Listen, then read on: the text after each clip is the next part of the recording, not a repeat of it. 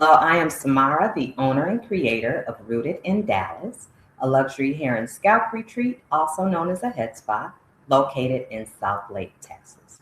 This time last year, I came to you starting my hair conversation series, Hot Comb Chronicles, introducing myself back to the hair world in anticipation of the opening of Rooted in Dallas.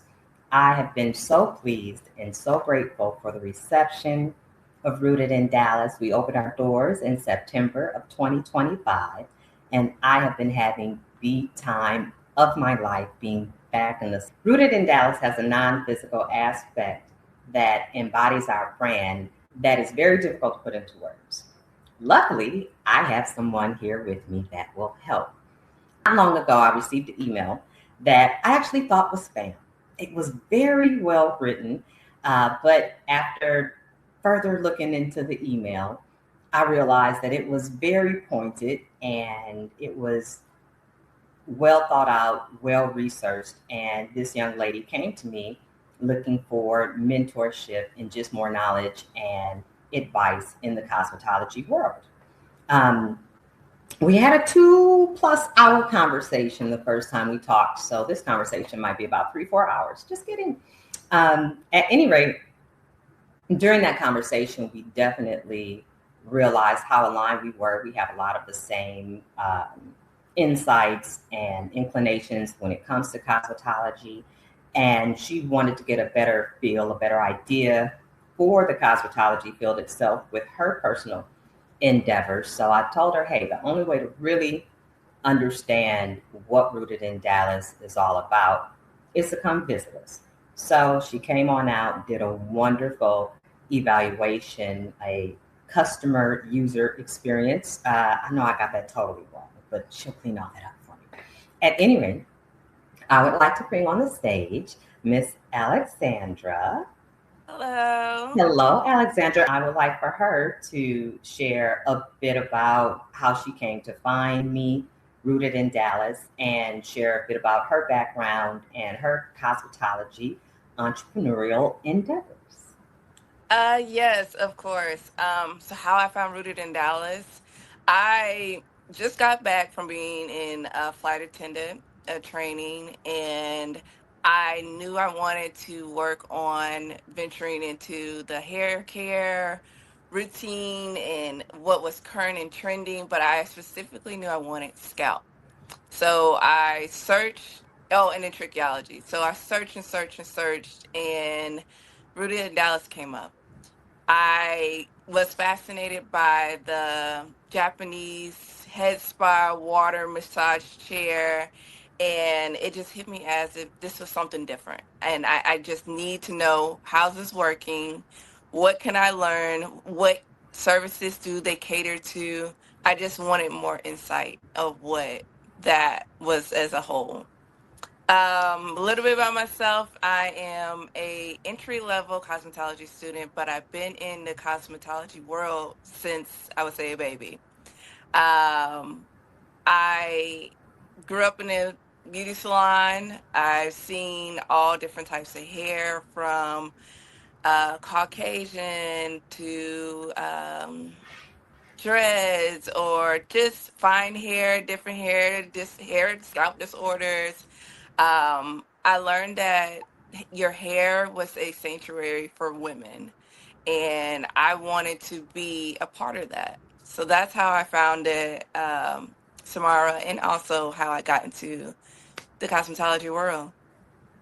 Awesome. Awesome. I also want to add, you did thorough research. I'm talking, this young lady referenced my undergraduate bachelor's degree. I was like, okay, yeah, no, this is not spam. So I want No, to I commend had you. to because I feel like we related. I Yeah. have a business degree, and I was like, oh, she will speak the language I speak. Yes. Yes, yes, yes, yes. You are very thorough in everything you do, and I thoroughly appreciate that. Thank you. Um, Real quick before we get into nitty gritty, tell us about the. It was a user experience audit. Was that the Yes. name of the? Yeah. So, A whole um, theory experience. yeah, but you broke down a whole experience from the user perspective and legit like put it in presentation form. Yes. So first and foremost, tell me what your thoughts, tell me what you expected Rooted in Dallas to be prior to us talking. So I expected it to be not my expectation was okay, I'm going to go into the salon. She's going to wash my hair. She's going to style it. We're going to be able to have the cordial interaction, introduction. But it was not like that. This was not something as you book an appointment, you show her a picture, tell her what your concerns is, and then it's just in and out. This was a, for me, obviously, it was a relationship building, but it was a whole new introduction of what a stylist can present to their clients. So that's what I saw prior to what we had in our discussion. Then it rolled over to when I know you saw when I first walked in, I was in full amazement and awe because it was a your greeting, the welcoming. It was a true shocker to me.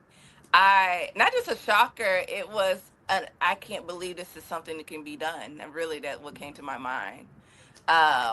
It was a mixture to not just hair. It was a an ambiance being introduced to me, and the from our gift bags to what was inside the gift bags to the aroma and the music. It just was a very settling experience of I kind of forgot I was there for my hair. I thought I was like, okay, wait, I'm at a spa. Did I book a massage? Did I do this correctly? But that's was something that introduced like a luxury experience of you're just not doing a routine based procedure with your stylist. You're going here to just be lifted. Really, that's how my experience was. Aw, thank you. Yes, yes, all of that. Um, I like to create things that I would enjoy. And I like nice stuff. I like really Okay. nice stuff. So if I'm creating it, it's going to be nice. I like the bells and whistles. Um, with Rooted in Dallas, I think one of the biggest things that sets this apart from anything else I've ever done, I truly get to weave all of me in Mm. all of my businesses and all of my talents into this endeavor. I get to weave a little bit of how I live personally into this, the ambiance and the sound, everything. I like the chill. I like to operate in that space at home, and there's a little slice of that within the salon. I know I shared the story with you about how I received a very less than desirable shampoo a couple years ago that Yes. was the spark for the head spa. As soon as I discovered the wonderful Japanese head spa, one, I realized that it was mainly Asians that were providing this. It originated there. We're not going to be comfortable going to someone who hasn't historically, inherently cared for our hair. So instantly, I felt the pull to come back to the salon. One, I can't stand back and watch something get mangled, knowing that I can do it and not mangle it. And that Mm. mangling being Black woman's hair, no, that no part of me was comfortable, even with that idea.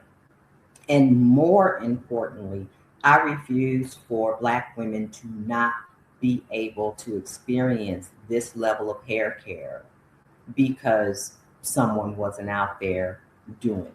Like, no, we're Right. not going to miss out on this because there's somebody that doesn't know how to do our hair properly.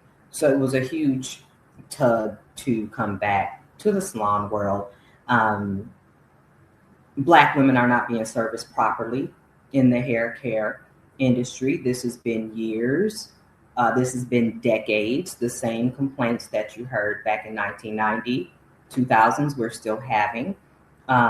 Showing up on time, being about your business, that's basic things that we learned. And for some odd reason, it's gotten lost. So it's me doing my part at filling in that gap and being more encompassing. We can do more. We're so creative and there's so much that you can do. Let's put that into the salon. So I definitely wanted to create an experience that was takes away the anxiety for Black women and a different type of experience that truly speaks to wellness and hair care and self-care all wrapped in one. As hairstylists, cosmetologists, we do a really good job at saying what the correlation is and talking about wellness and stuff like that. I wanted to take it further and actually do it. Would you say, okay, I know you mentioned about the anxiety. What have you noticed the difference with your service that you offer compared to others? Absolutely. Hands down. Yeah. Um, at this point, I need a stopwatch when ladies walk in for the first time. I kid you not, no more than 2 minutes in, every Black woman that has walked through that door says, I didn't think this is something that I'd ever be able to experience. Mm. So that anxiety is out there. I've had a couple clients who have experienced a head spa in a non-Black managed establishment. It wasn't a good experience for them. It might feel good while you're getting your head massaged, but me personally, I can't relax wondering what my hair is going to look like at the end. Right. That's why I took over my shampoo service 2 years ago, because I'm like, no, I'm not laying here for 20 minutes while you totally like torture me. No, that's no. So every Black woman has mentioned hair anxiety, hair trauma, and one of the biggest compliments to me is when my clients fall asleep at that. I was one of them. Yeah, yeah. That is a compliment. I had a client yesterday. She was falling asleep as I was blow drying her hair. Oh, That is a compliment for you to feel that comfortable the first time coming to me to get your hair done. Huge compliment. So I'm really big at creating a space that is about ease. It's about let's take our time. There's no rush involved. I purposefully built a schedule where I didn't have to worry about rushing or being late. I don't worry if my clients are running late. I've already built that in. We rush enough in regular life and just all that. When you walk through the door, it's a no rush zone. Lay your phone down, put it on that charger, do what you need to do. But it is the true checkout that we need on a regular basis. Yes, and that's exactly what I felt especially when you said put the phone on the charger. I said, okay, I can put my phone on the charger. Don't disturb. Okay, this is different. No one's ever told me to put my phone away. Yeah. So that's a huge plus to be able to unplug, and that was something that you allow me, especially from a customer experience, from the refreshments you let me know they were available, to the goodie bags, to the instructions of what to expect. Um, Smell good, look good when you went in there. Yes. Nobody uh, wants to show up and your hairstylist looks busted. Like, no. And why would you? And right, like, why do you want to leave the house like that on the regular? Like, I'm going a little further now. But, right. be your best self, present your best self, and others will show up the same way. You attract what you are. Yes, Really simple.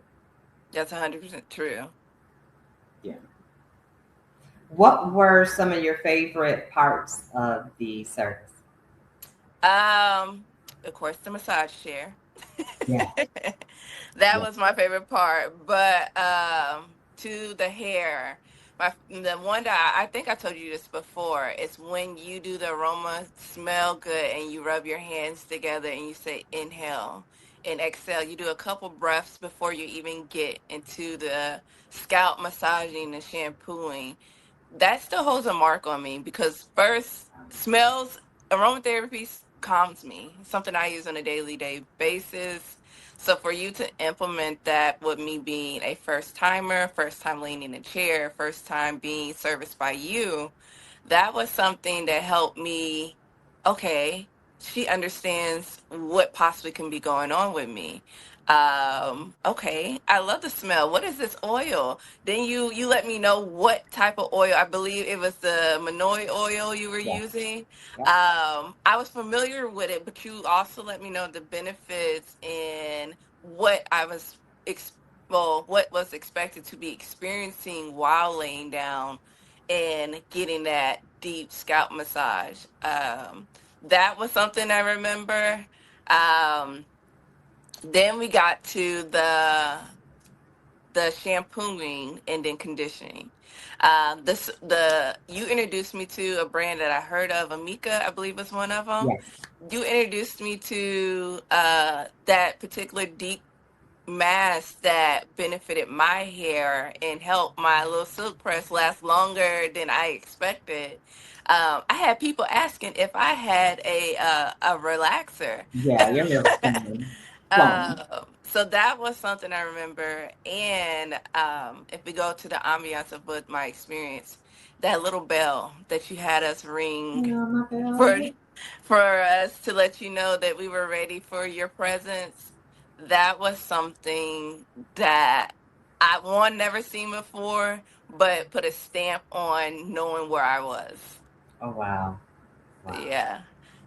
There's something else I didn't realize about the times that just popped into my mind this week, and I've been sharing it with clients. Are you familiar with sage, burning Yes. sage to clear a space? The Yes. Tibetan chimes is actually the audio version of that. Of Okay. course, you know me and my audio. Of course, Yes. me. The first time that I ever heard them, I was in the shop where I purchased the mat. And just as you would do a room with sage, there was a lady going around the room, the whole building. And I was like, what is that beautiful sound? So that's when she explained to me what the chimes were. But it's also a space clearing. Mm. It's a clearing of the space, which is perfect for the beginning of the shampoo. Um, a couple things about the scent. One, of course, we're all well since yeah, everybody has to think about scent. Yeah. Um, One, I would rather over inform than under inform, and especially with the process that I have in the head spa. My thought pattern is let people know. Don't surprise them. Don't touch them if they don't know why you're touching them. Explain. That builds trust. It eases any anxiety. It's just a different comfort level when you guide people through. I always try to answer people's question before they have it. I try to put myself in that position and say, okay, if I were in this position, what questions would I ask? What would I need to know? What I want? And I build it from there. The ascent journey also reminds me of this project or whatever in the first grade that just always stuck out to me. It was like you had to put your hands through a box, and I think at one point you were blindfolded, but you used your senses to feel things and figure out what was what. And there's something about taking away one sense and heightening the other that also builds the neuroplasticity in our brains. Yeah. So I'm really combining all of that with the experience because it really is sight, sound, smell, taste, touch. I'm hitting all of those while you're there, and it is treating or considering the wholeness of you, Mm. not just your hair. And we need to see people and treat them as a whole. And it's not difficult to do. You just have to be aware and in tune and in it for the right reasons, for the better reasons. So That's true. So when you mention, I like how you mentioned you're touching all the senses and seeing people, especially women of Black women, seeing us without the stigma attachment to our hair, but seeing us as a person. What have you? I guess I would say I know for myself, I've seen personally, I've attached myself to every hairstyle, every carried in my life, from the short, the coloring, the mistakes, and not needing to wear my own hair because of not being the standard perfection of our attachment. Um, as a Black woman, I know with you owning a salon, have you seen us attach our whole identity just to our hair? absolutely, yeah, all the time. Yeah, I think it's a lot that goes with that. For whatever reason, in the Black community, long hair is very coveted. So you have that whole dynamic of, don't cut your hair, don't cut your hair. Why? If you ever want to have me get irritable, go on that thing. We're we're different people. There's not a one size fits all. And just because you wore your hair long one day, cut it off. And we go through phases, and I think we should not be scared of change, Hmm. not be scared of cutting off our hair, and it grows back. I think we also buy into a lot of very just false, incorrect information. A lot of Black women are scared to cut their hair because there's this belief that if you cut it, it won't go back. I won't tell you how I really feel about that. Right. But no, no. So there's a lot of misinformation. There's a lot of just almost kind of generational trauma passed down. There's a lot of identifying with the masses and a little monkey see, monkey do. I've had some clients, years ago say that they don't feel like themselves if they don't have a whole head full of weave.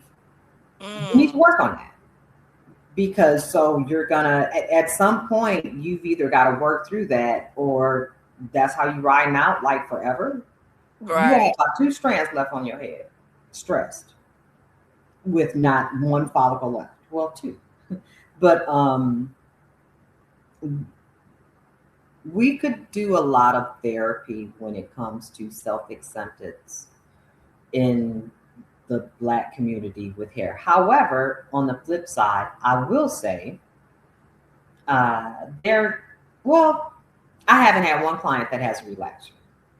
So, on the other hand, natural hair is more prevalent for Black women and Black men than it ever has been. So, there is way more of an acceptance of our natural hair now.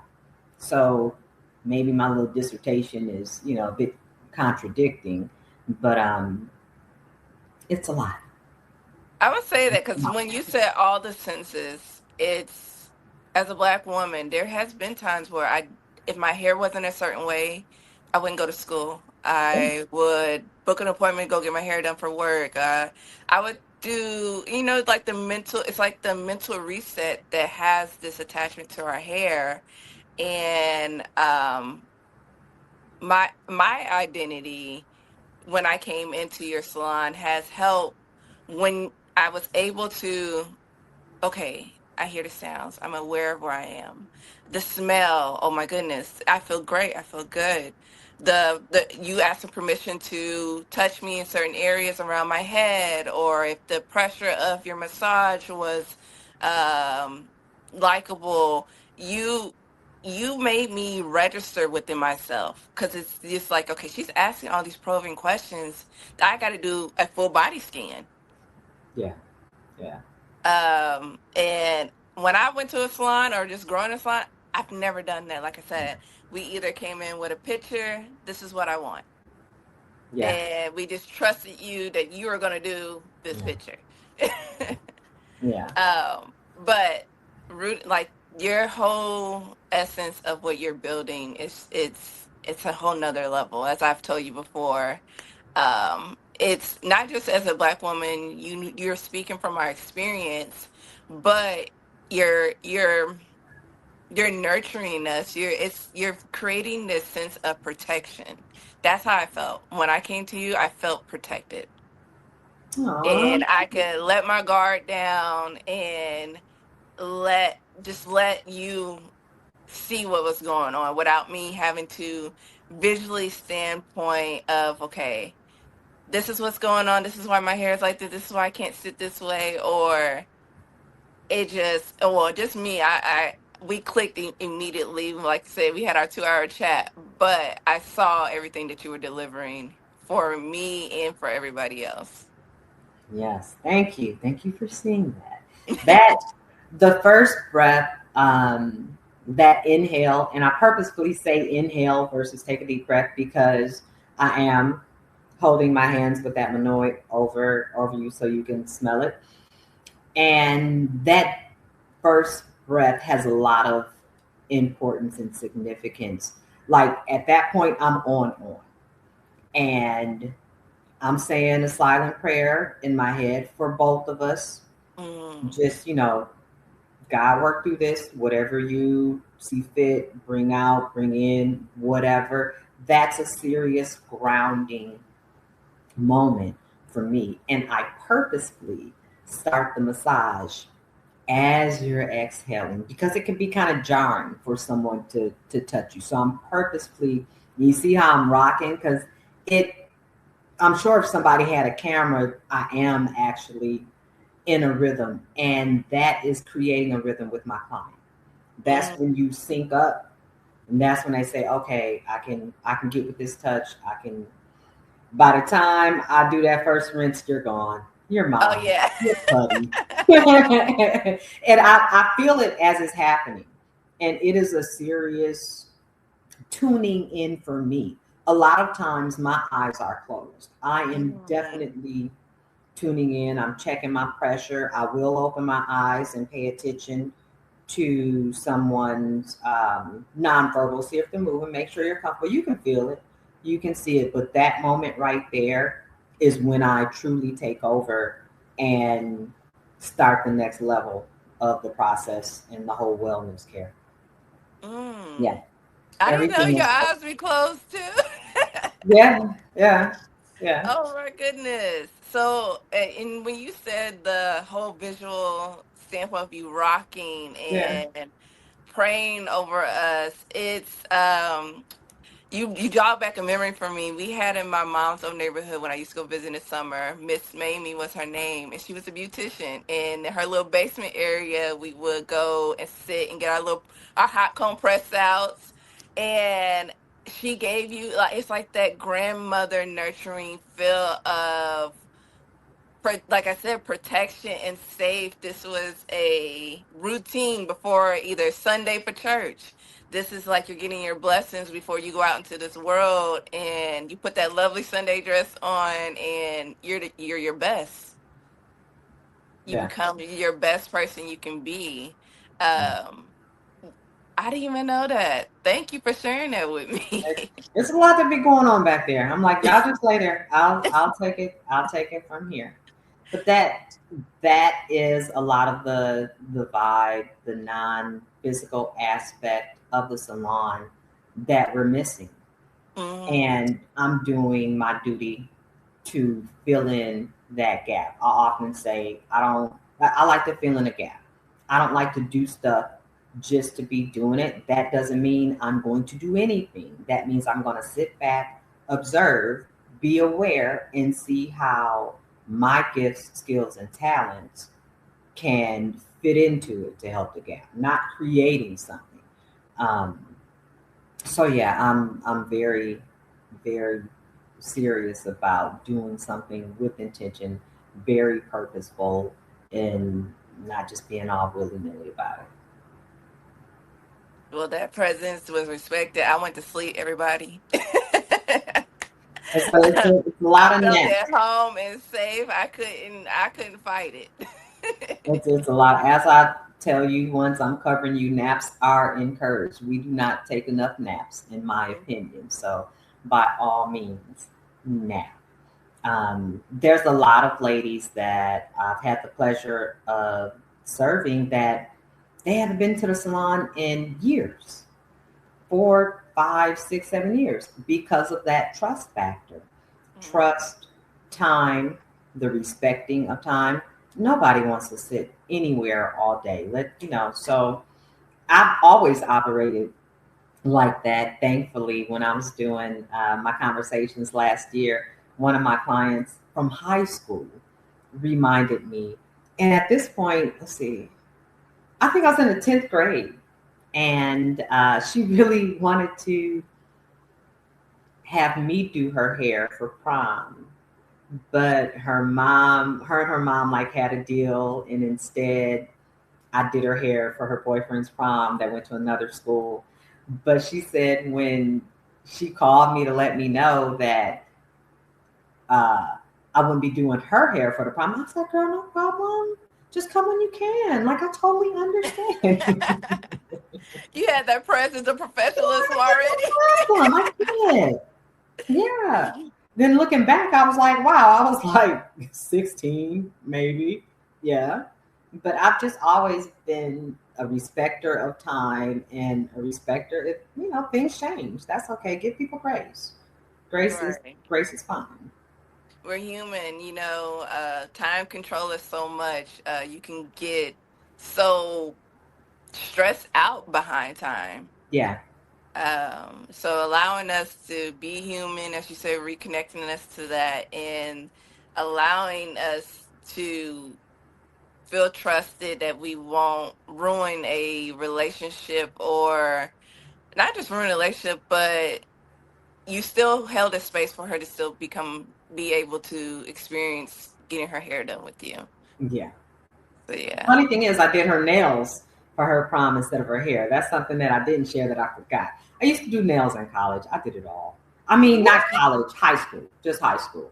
Yeah. Okay. It was a lot. I just ended up doing mine in college and then I cut them. There's no way I can wear my nails now. But I used to sniff acrylic on a fine Saturday afternoon too. Still love the smell of acrylic. Oh my goodness. I didn't know you did nails too. Yeah, yeah. I used to pierce nails. I put jewelry in our nails. You was creative. Very. It Okay. went down in the basement. It went down, down in the basement. Yeah. So this was just a love of the beauty industry as a whole. Mhm. Yeah. Okay. Beauty industry, hair care, us care in general. I was of the time when you bought every hair magazine. I wish I had my old hair magazines. Those were the days. Hair was way more fun back then. Way more. I I used don't to know how love we looking lost the at fun those. in hair, but it's not as fun as it used to be. It's good, but it was a lot more fun in the 90s with hair. And I Oh, think it that's was what I'm creative. always, well, I'm definitely holding on to part of that nostalgia and wanting to recreate it in some sense. Hence the bubbly exchange. That is the community part of Rooted in Dallas. That's totally service oriented and it's bringing back the community feel that we had in the open salon. And you get to swap products with other ladies. And it's also beneficial because they're donated to schools, shelters, other places in need. That's being resourceful. So you're resourceful, you're getting firsthand tips from other ladies like you, from myself, and then just the networking and meeting other like minded women. We used to meet a lot of women in the salon, in the open salon. Now, you can't pay me to work in an open salon. I get it. I paid my dues there. Now, it was fun, it was great. So I'm a sweet girl and I couldn't change that. But we lost a bit of the communal feel of it. And once again, I am doing my part to fill in that gap. You are. And I love that you said that you recognize that we as women, that was our safe space of we connected as together, if it was sharing. Well, I met majority of my friends in my mother's hair salon. Yeah. That was the first introduction for me. Also for knowing what was going on in the area.